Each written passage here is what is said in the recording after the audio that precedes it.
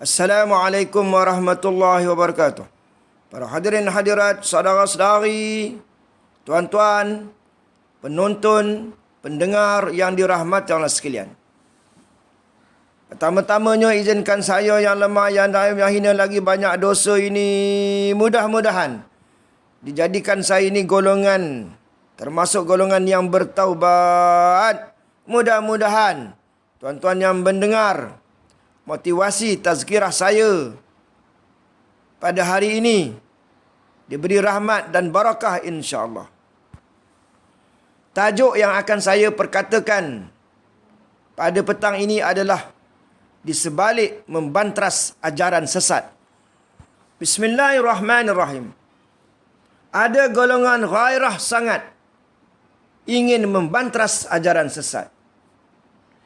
Ada yang tidak sesat, disesatkan. Kalau yang sesat, kita kena kata sesat. Kalau yang sesat, kita kena betulkan.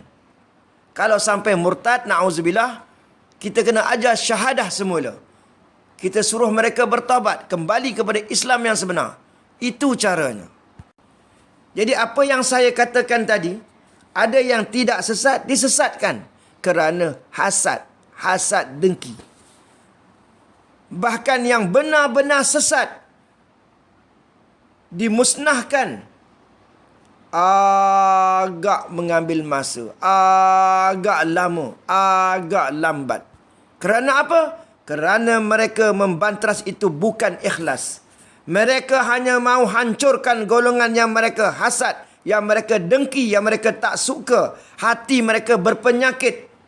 Kerana apa? Kerana jamaah tersebut mendapat tempat di hati masyarakat. Kerana jamaah tersebut mendapat sokongan daripada masyarakat. Maka apabila mereka tidak suka kepada golongan tersebut, lalu mereka mencari jalan untuk disesatkan. Dicari-carilah kesalahan mereka walaupun sebesar habuk, diisytiharkan sesat. Membantras ajaran sesat semata-mata membantras ajaran sesat, Islam yang sebenar tidak akan berdaulat. Mereka yang menentang ajaran sesat, yang ada kuasa agama, kenalah buat. Maknanya orang yang menentang ajaran sesat ini, yang ada kuasa agama, kena buat.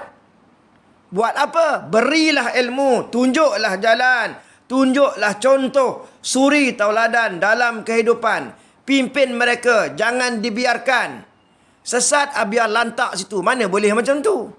Kalau sesat, kena panggil, kena tanya. Kena ada niat nak selamatkan, sama-sama nakkan kebenaran. Beri ilmu, tunjuk jalan, tunjuk contoh. Kalau sampai murtad, na'udzubillah, ajar syahadah semula. Kalau kita tahu ada kumpulan sesat, ajaran sesat, jamaah sesat, ilmu kita tak beri, contoh tak ada, suri teladan terhadap rakyat kita tak ada, maka ini akan dipersoalkan. Maka rakyat akan pertikai. Maka sesiapa saja individu atau jamaah atau NGO atau kumpulan yang sesat, yang penting panggil, tunjuk jalan, betulkan, tunjukkan contoh, beri alternatif yang baik sebagai pilihan. Contohnya ibadah yang baik, akhlak yang mulia, kenalah tunjukkan. Tapi kalau songkok pun tak boleh pakai waktu berjalan, orang ramai akan pertikaikan. Kalau songkok pun tak boleh pakai waktu berjalan, orang ramai akan pertikaikan. Tapi zaman moden lah ni, apa nak heran kan? Pakai songkok. Songkok apalah sangat. Itu orang zaman sekarang. Itu lain punya hal bagi diorang. Maka saya ulangi setakat menyesatkan orang Islam. Setakat menyesatkan umat Islam, orang Islam. Maka agama Islam tu sendiri tidak akan berdaulat di dalam kehidupan. Apa maknanya? Sebab kita kena tunjuk contoh, alternatif pilihan kita. Kita ni lebih baik daripada diorang. Dan para ulama, terutamanya ulama rasmi, ulama kerajaan, mestilah jadi ikutan, jadi contoh, suri tauladan. Kalau tidak ada suri tauladan, orang akan berkata selamat jalan. Ini sudah sampai masanya. Era kebenaran. Syiar Islam. Orang nak tengok contoh. Orang nak tengok akhlak mulia. Orang nak ikut tengok akhlaknya. Tengok cakap-cakap kita. Kalau cakap kita, cakap saya lah, termasuk saya lah. Sendiri ni. Cakap tak serupa bikin.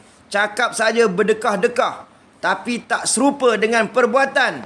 Orang akan mencemik. Bahkan bercakap-cakap di belakang. Tidak malukah kita dibualkan orang? Ni saya, ni saya. Pumpang. Tapi perangai saya haprak habis. Na'udzubillah. Memang saya haprak pun. Tidak malukah dibualkan orang? Maka janganlah berlagak jadi hero agama. Kerana nama hero agama, akhlak. Hero agama, bawa kasih sayang. Hero agama, doakan orang yang baik-baik. Hero agama, tak rasa hebat. Hero agama, tak rasa diri lebih baik daripada orang lain. Zaman moden, akhir zaman ni, orang sekarang ni sudah pandai-pandai. Tidak mudah dikelirukan. Orang sekarang sudah pandai-pandai. Tidak mudah dikelirukan. Orang sudah faham siapa orang agama.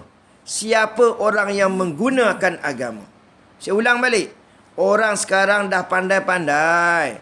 Orang sudah faham siapa orang agama, siapa orang yang menggunakan agama. Orang menggunakan agama berlagak hero agama. Orang takkan pedulikan. Orang sekarang nak cari orang yang jujur, orang yang amanah, orang yang ikhlas, orang yang ada contoh, orang yang berakhlak. Inilah kita menunggu pemimpin yang dijanjikan. InsyaAllah. Tidak lama lagi. Orang yang beragama, orang yang kuat agama, walaupun difitnah, tetap menjadi ikutan orang.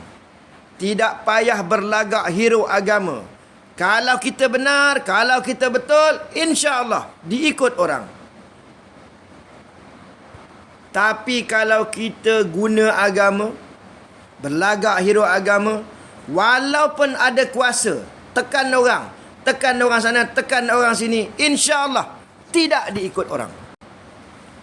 Orang ramai faham siapa orang agama yang sebenarnya yang patut menjadi ikutan. Walaupun mereka difitnah, mereka dihalang, namun mereka disayangi orang. Kalau pendidik pula tidak ada identiti agama, walaupun memperjuangkan agama, kalau pendidik tidak ada identiti agama, tidak berjiwa agama, tidak jujur, tidak ikhlas, tidak amanah, walaupun memperjuangkan agama, atas nama agama, akan diketawakan orang. Ini zamannya. Sebenarnya orang-orang yang macam ini sakit hati. Ada penyakit dalam dirinya. Ada kuasa agama tapi tidak dipedulikan orang. Ada orang lain tak ada kuasa agama tapi beragama, ada jiwa agama, disayangi dan dijadikan ikutan. Ini zamannya, ini masanya, dah sampai masanya yang ada kuasa agama tapi tidak beragama, tidak menjiwai agama, ditinggalkan orang. Kalau kita ada kuasa agama tidak diikut orang, adalah tu maknanya yang tak kena dalam perbuatan dan tindakan kita. Orang ramai, rakyat-rakyat hari ini bukan boleh dipaksa diri ikut orang. Tak boleh dipaksa ikut orang. Orang ramai boleh menilai mana yang dikata kaca, yang mana intan. Yang mana emas 10 dan yang mana emas 9. Yang mana orang agama kerana cari makan dan yang mana orang yang memperjuangkan agama kerana Tuhan. Jadi dalam negara kita Malaysia yang tercinta ini ada banyak mungkin ajaran-ajaran sesat. Maka pihak yang berautoriti Kita ada tanggungjawab panggil mereka, bincang dengan mereka, soal jawab dengan mereka, beri hak mereka untuk bersuara. Kita tanya, mereka jawab. Mereka tanya, kita jawab. Supaya kita dapat mengetahui itu rupanya benar-benar ajaran sesat. Kemudian kita betulkan mereka, bagi ilmu kepada mereka, beri contoh akhlak yang baik kepada mereka, berikan alternatif jalan keluar kepada masalah mereka. Bukan yang kita dakwa, yang kita tuduh, yang kita rasa sesat, kita hentam viral, kita cerita pada orang. Ingat, satu masa nanti giliran kita pula. Tambah-tambah yang dituduh sesat itu tidak sesat. Nanti akan berlaku hukum karma, yakni balas balik di atas kejahatan kita, malu semalu-malunya. Marilah kita sama-sama kita berdoa, khususnya diri saya ini yang bercakap ini. Kita berdoa yang baik-baik kepada yang saya sebut tadi, ulama'-ulama'nya. Kita doakan mereka supaya mereka benar-benar jujur menghidupkan agama, memperjuangkan agama, mengerah rakyat supaya baiki diri, supaya bertaubat, benar-benar menghampirkan diri kepada Allah Subhanahu Wa Taala. Marilah kita bersangka baik kepada Allah Subhanahu Wa Taala yang mentakdirkan yang berlaku dalam negara kita ini, dengan masalah orang politiknya, dengan masalah ekonominya, dengan masalah hutangnya, dengan masalah COVID-nya, dengan berbagai masalah dosa dan maksiatnya. Bahkan jangan lupa, kita sendiri, saya sendiri, kita kena rasakan diri kita bergelumang dengan dosa. Ada yang dosa zahir, ada yang batin. Maka kita dulu hendaklah bertaubat. Kita dulu hendaklah baiki diri. Dan kita senantiasa berdoa, bersangka baik. Apa yang berlaku dalam negara kita ini sebenarnya mempunyai hikmah, mempunyai rahsia besar. Malaysia ini adalah sebuah negara bumi yang bertuah, yang dijanjikan di akhir zaman melalui isyarat-isyarat hadis Nabi SAW. Jadi barang siapa yang tidak yakin, yang tidak percaya, yang mencemik muka, yang meremeh-remehkan kata-kata saya, tunggulah, insya-Allah tidak lama lagi kebenaran itu akan zahir. Apabila kebenaran itu datang, maka kebatilan itu akan lenyap. Firman Allah Subhanahu Wa Taala, wa qul ja'al haq wa zahaqal batil innal batila kana zahuqa. Jadi tuan-tuan yang dirahmati Allah sekalian, kita ada masa lagi untuk baiki diri, baiki sembahyang kita, baiki akhlak kita, baiki perangai kita, buang mazmumah kita. Kita ni semua ada mazmumah-mazmumah yang tersendiri. Maka marilah kita usahakan taubat, bersempena dengan bulan Muharram ini, bulan yang mulia, bulan yang disebut akan berlaku kemenangan yang besar-besar. Walaupun bukan semua Muharram. Muharram yang ini 1443 Hijrah, angka ganjil. Maka insya-Allah, cakap berlapik tu, insya-Allah akan ada peristiwa yang besar, insya-Allah. Sama ada yang negatif pada zahirnya, tapi ada hikmah, ada rahsia besar. Lebih-lebih lagi kalau terang-terang ditakdirkan pada tahun ini, insya-Allah berlaku perkara yang besar yang berupa busra, khabar gembira untuk kita. Alhamdulillah. Maka itulah saja tazkirah daripada saya. Mudah-mudahan saya mendapat petunjuk. Mudah-mudahan para penonton yang mendengar mendoakan saya supaya saya sihat sejahtera, supaya saya tidak disihir oleh musuh-musuh Islam. Ampun maaf daripada saya, yang saya ini memang pendosa yang banyak dosa, yang memang haprak. Aqulu qauli hadza astaghfirullah li wa lakum wa lisairil muslimin muslimat. Wassalamu alaikum warahmatullahi wabarakatuh.